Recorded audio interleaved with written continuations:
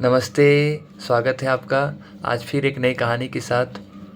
आज कहानी एक किसान की बहुत अच्छी कहानी है, अंतिम तक देखिएगा। एक किसान होते हैं गाँव में और वो प्रतिदिन सुबह 4 बजे उठते हैं और 4 बजे उठ कर के अपने खेत की ओर जाते हैं और अपने कार्य को ख़त्म करके 10 बजे लौटते हैं। 10 बजे लौटने के बाद वो स्नान ध्यान करते हैं, पूजा पाठ करते हैं। पूजा पाठ करने के बाद अपना खाना खाते हैं। उनका एक रूटीन होता है, खाना खाने से पहले वो किसी गरीब, असहाय, किसी एक व्यक्ति को वो एक वक्त का खाना खिलाते हैं, तब वो खाना ग्रहण करते हैं। और ये काफ़ी अच्छा रूटीन है, हम लोग को फॉलो करना चाहिए। तो क्या होता था कि एक छोटा बच्चा उनको दिखा एक दिन और उनको खाना खिला दिए। वो बच्चा गरीब था, असहाय था, बिना माता पिता का था। वो बच्चा एक उस आदत को अब आदत बना लिया और उनके यहाँ कंटिन्यू 6-7 साल तक खाना खाया। कुछ सालों के बाद वो खिलाते भी रहे।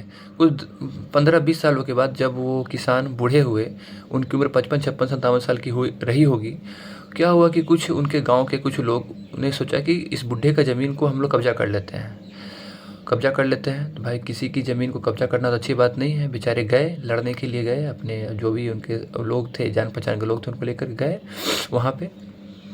और जो कब्जा करने वाले थे वो वहाँ के किसी दबंग को बुला के रखे थे, जो वहाँ के बहुत फेमस आदमी थे, फेमस दबंग आदमी थे। तो जो फेमस दबंग आदमी थे, जब किसान को आता हुआ देखे, वो पूछे कि ये ज़मीन ये वही किसान का है क्या? बोले हाँ, वही किसान का है। वो वही खुद डर के छुप गए। जो दबंग आदमी को वो कब्जा करने वाले लेकर के आए थे, वही डर के छुप गए। अरे बाप रे!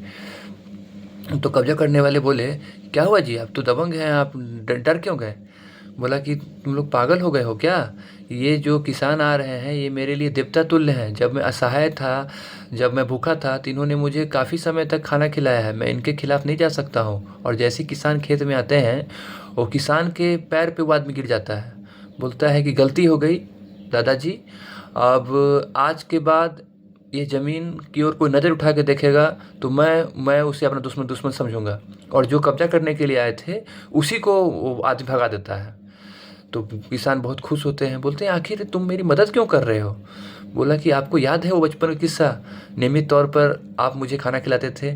तो इस कहानी से यही सीख मिलती है कि कर भला तो हो भला। अगर आप अपने जीवन में कार्य अच्छा करते हैं तो उसका रिटर्न आपको किसी न किसी रूप में मिलता है। अगर आप किसी व्यक्ति विशेष का खास किए तो वो आपको हेल्प नहीं किया, तो किसी न किसी रूप में आपको भगवान किसी न किसी को भेज देते हैं मदद करने के लिए।